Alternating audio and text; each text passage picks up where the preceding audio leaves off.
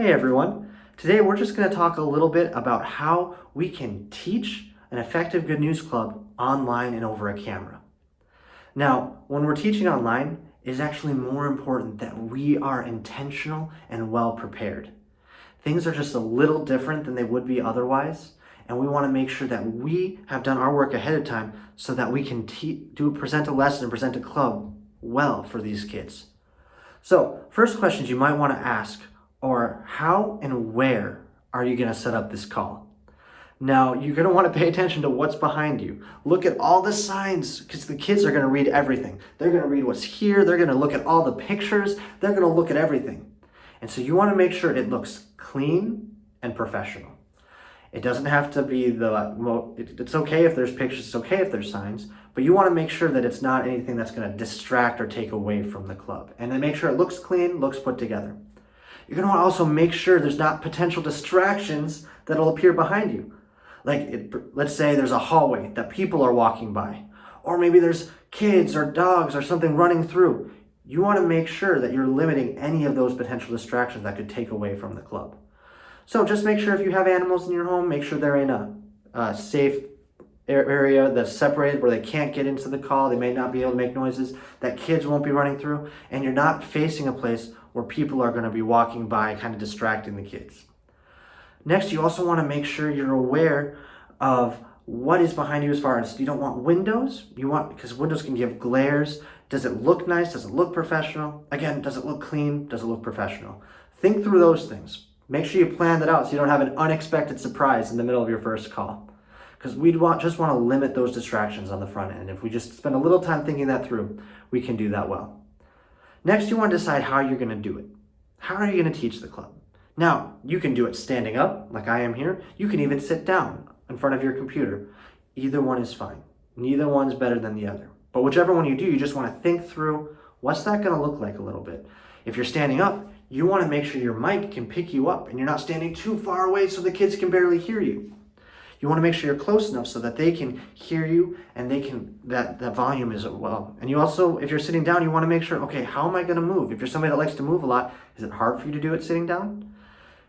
Just whatever you're going to do, practice it, see what you're most comfortable with. Neither one is wrong, either one is fine. Just practice it and see which one's most comfortable for you. Next, you might just want to find what angle is going to look best for your camera. Now, a lot of times we have our computer sitting on our laps and we're looking down at it, which is fine when we're just on our computer. But then when we're on a webcam, that means the camera's looking up at us and the kids are looking up our nose or right up to the top of our head. And that could be a potential distraction or it could be something that takes away from the club. So just make sure you find whatever angle's best, whatever angle will work best for the kids to view you. Test it out. Spend some time with your camera and just videotape. It's like, oh, does this look best or does this look best? You want it almost up just a little bit below eye level if you can, as far as where your camera is, so that they're not looking up at you like this. They can see you just fine, almost straight on. So play with that angle, practice it, do a little bit of a test run beforehand to see what's going to work best for you. Now, once you've kind of figured all that setup out, you've got the right angle, you figured out what's going to be behind you, all those things. Next, you're going to want to look at how am I presenting myself as the teacher. Now, it's important when we teach in person that we use good facial expressions, we use our voice, we use hand motions, all this. But it's even more important to be intentional about this when we're over video.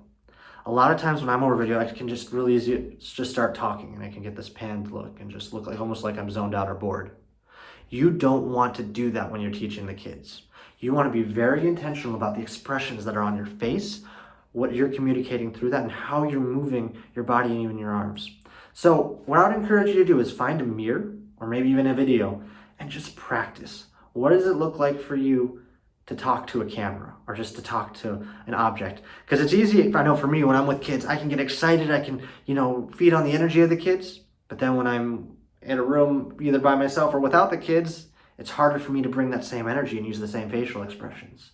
So you just want to practice just a little bit. Go, make sure you're using your eyebrows, your facial expressions, you're moving your hands, you're doing the things you're should be doing. You're smiling when at the appropriate times, not in a creepy way, but just smiling. It looks like you're happy to see them. And make sure that you're doing that to communicate what the story is supposed to be and that you communicate that you really care about them through the video. Because if we come in with a deadpan look and it looks like we're just zoned out, that's going to communicate them we don't care. And when we're over camera, we don't have all these other things that we can normally do in real life where we're connected to show them that we care. This is what we have. So be very intentional about how you use your facial expressions. Smile, do those things. Also make sure you're not talking too fast. A lot of these kids are going to be muted, so they can't just say, "Oh, I don't understand." So if you just don't go on, they're not going to be able to stop you. They're not going to be able to say, "I don't know," and they've already missed it. So make sure you find a good tempo and go at the pace that they're going to be able to understand you. Again, if you practice and kind of think that through, that'll be good.